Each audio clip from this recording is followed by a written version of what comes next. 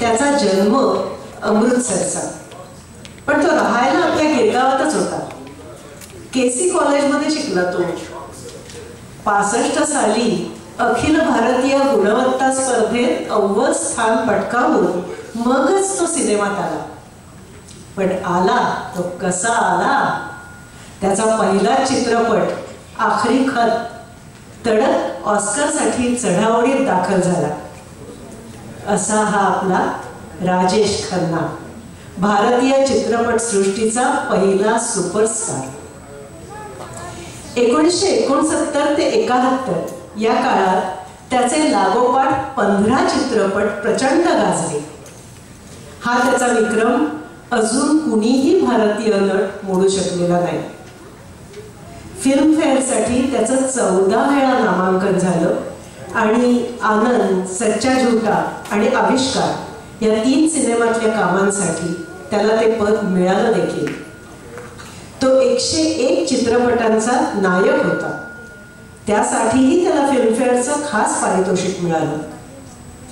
73 साली बीबीसीने त्याच्यावर the Bombay superstar नावाचा लघुपट काढला. 94 साली रशियन फिल्म फेस्टिवलमध्ये त्याला बेस्ट ॲक्टर अवॉर्ड मिळाला. आणि हे झाले फक्त कागदोपत्री विजय. रसिकांच्या मनांची अवस्था तर तो आला, त्याला पाहिलं आणि त्याने जिंकलं अशीच होती. हल्ली टीव्ही सिरियलमधल्या नायकाचा अपघाती मृत्यू होतो, त्यानंतर खास लोकाग्रहास्तव त्याचा पुनर्जन्म होतो. ही फॅशन सुरू झाली ती मात्र राजेश खन्नाच्या बहारों के सपने या सिनेमापासून. त्या सिनेमाचा शेवट खास बदलावा लागला होता. खामोशी, आराधना, अमर प्रेम, हाथी मेरे साथी, आनंद अशी त्याच्या यशाची कमान चढतीच राहिली. मुली त्याला स्वतःच्या रक्ताने लिहिलेली प्रेमपत्र पाठवत, त्याच्या गाडीची चुंबनं घेऊन तिच्यावर लिपस्टिकचे ठसे उमटवत, कित्येकींनी तर त्याच्या फोटोशी लग्न लावलं. एकदा तर तो मद्रासच्या हॉटेलमध्ये पोचला तेव्हा त्याची वाट बघत 600 मुली मध्यरात्री 12 वाजता ताटकळलेल्या होत्या. न भूतो न भविष्यती अशी लोकप्रियता लाभली त्याला. आणि तशा चढत्या काळातही तो नम्रच होता. कारकीर्द उतरणीला लागलेल्या राज कपूरला तो त्या दिवसात म्हणाला होता, तुम्ही नुसती आज्ञा करा, तुमच्या सिनेमात एक्स्ट्राचं काम करायला देखील मी तयार आहे.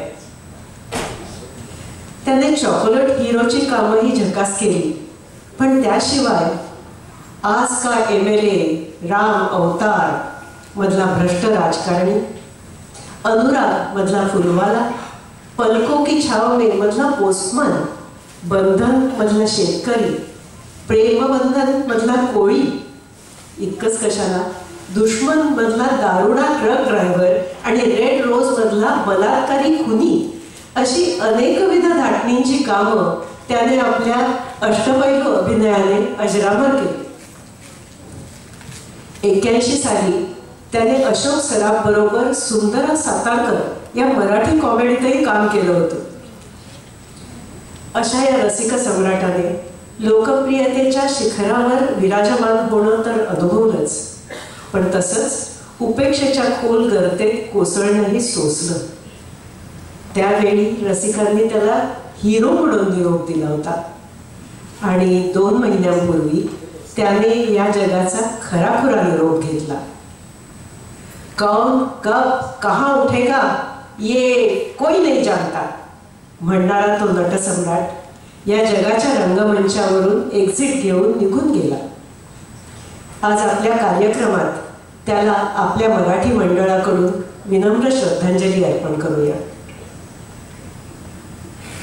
आता आपण या महानायकाचं एक आगळं प्रेमगीत ऐकणार आहोत. त्याला रुपेरी पडद्यावर खामोशी सिनेमातल्या या गाण्यासाठी बिनतोड साथ दिली आहे वैरा रहमानने. वेड्यांच्या हॉस्पिटलमधली नर्स माया, तिने काही उद्देशाने पेशंट भोवती फसव्या प्रीतीचं मायाजाल विणावं हीच तिच्याकडून अपेक्षा होती. तिने ती पुरीही केली. पण स्वतःच्याही नकळत ती त्यात अडकली. एकदा सुटली, वाचली आणि पुन्हा अडकली, फसली, गुरफटली, गुदमरली, घुसमटली. वैदा रहमानने ती तडफड अत्यंत प्रभावीपणे मूर्त केली. त्या 52 कशी कामाबद्दल तिला फिल्मफेअरचं फक्त नामांकन मिळालं. आणि म्हणूनच आज या गाण्याच्या निमित्ताने तरी आपण तिला दाद देऊया. तिच्या दुसऱ्या फसगतीच्या सुरुवातीचं गाणं आहे हे. त्यात राजेश खन्नाच्या गाण्यातला शब्द वैदाच्या चेहऱ्यावर वाचता येतो. शब्दजाल आहे गुलजारचं, संगीत हेमंत कुमारचं, गात आहेत संकेत गुरुजी.